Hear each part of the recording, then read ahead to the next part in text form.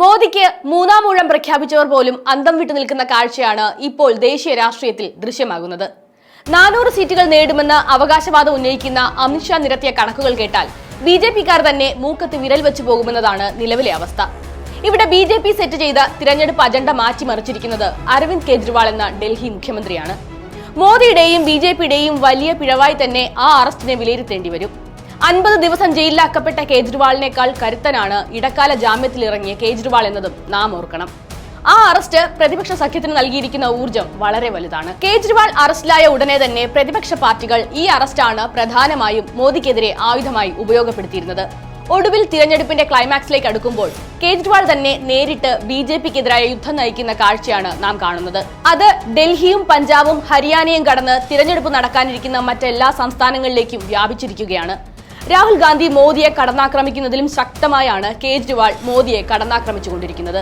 അദ്ദേഹത്തിന്റെ ഓരോ വാക്കുകളും ബിജെപി ക്യാമ്പിനെ കീറിമുറിക്കുന്നതായി ഇതിനകം മാറിക്കഴിഞ്ഞിട്ടുണ്ട്.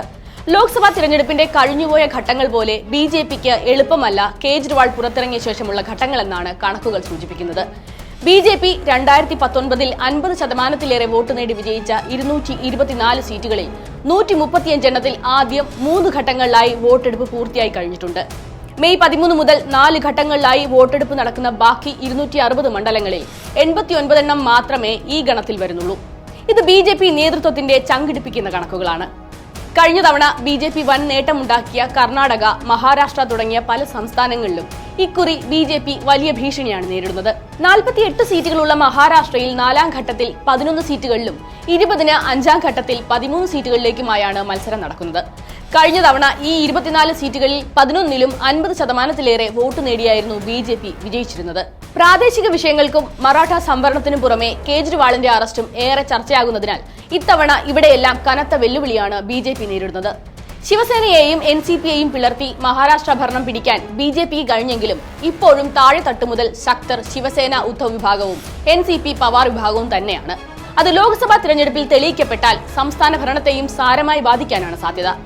28 ലോക്സഭാ സീറ്റുകളുള്ള കർണാടകയിൽ കഴിഞ്ഞ തവണ 25 സീറ്റിലും വിജയിച്ച ബിജെപി ഇത്തവണ വലിയ പ്രതിരോധത്തിലാണുള്ളത്. രാജ്യ തലസ്ഥാനമായ ഡൽഹിയിൽ ആകെയുള്ള 7 സീറ്റുകളിലും 2019 ബിജെപി 50%-ലേറെ വോട്ടുകൾ നേടിയാണ് തൂത്തുവാരിയിരുന്നത്. ഹരിയാനയിലെ 10 സീറ്റിൽ 9-ലും സമാനമായ നേട്ടമാണ് ബിജെപി ഉണ്ടാക്കിയിരുന്നത്. ഈ 9-ഉം ഡൽഹിയിലെ 7-ഉം അരവിന്ദ് കെജ്രിവാൾ എഫക്റ്റിൽ പ്രതിപക്ഷ സഖ്യം തൂത്തുവാരാനാണ് സാധ്യത. ഹരിയാനയിൽ കൃഷി നിയമങ്ങളും അഗ്നിപത് പദ്ധതിയും ഉൾപ്പെടെ മറ്റ് പ്രതികൂല ഘടകങ്ങളും ബിജെപിക്ക് എതിരാണ്. അവിടെ സംസ്ഥാന സർക്കാർ തന്നെ ഇപ്പോൾ വലിയ പ്രതിസന്ധിയിലാണുള്ളത്. UP, ബീഹാർ, ഝാർഖണ്ഡ്, ഹിമാചൽ സംസ്ഥാനങ്ങളിൽ 2019-ലെ സീറ്റ് നിലനിർത്താനാണ് ബിജെപി ശ്രമിക്കുന്നതെങ്കിലും അവിടെയും വലിയ ഭീഷണിയാണ് പ്രതിപക്ഷ സഖ്യത്തിൽ നിന്നും ബിജെപി നേരിടുന്നത്. ജനവികാരം എതിരാക്കുന്ന തൊഴിലില്ലായ്മ മുതൽ സംസ്ഥാന ബിജെപി സർക്കാരുകളുടെ പാളിച്ചകൾ വരെ ഇവിടെ പ്രധാന തിരഞ്ഞെടുപ്പ് വിഷയമാണ്. 42 ലോക്സഭാ സീറ്റുകളുള്ള ബീഹാറിൽ JDUവിന്റെ വിശ്വാസ്യത തകർന്നതും ബിജെപിക്ക് തിരിച്ചടിയാകും. ഇവിടെയും കേജ്രിവാൾ ഇഫക്ട് തരംഗമായി പടരാനുള്ള എല്ലാ സാധ്യതയും നിലവിലുണ്ട്. രാജസ്ഥാൻ, മധ്യപ്രദേശ് സംസ്ഥാനങ്ങളിലും നഷ്ടപ്പെടാൻ ബിജെപിക്ക് മാത്രമാണുള്ളത്. അമിത്ഷായുടെയും മോദിയുടെയും 400 സീറ്റ് എന്ന കണക്ക് കേട്ടാൽ തന്നെ അതിൽ ആർക്കും അസ്വാഭാവികതയാണ് തോന്നുക. ഇവരുടെ ഈ കണക്ക് പ്രകാരം തമിഴ്നാട്ടിലും കേരളത്തിലും ബിജെപി അക്കൗണ്ട് തുറക്കും. ബംഗാളിൽ 30 സീറ്റെങ്കിലും നേടുമെന്നതാണ് അടുത്ത പ്രവചനം.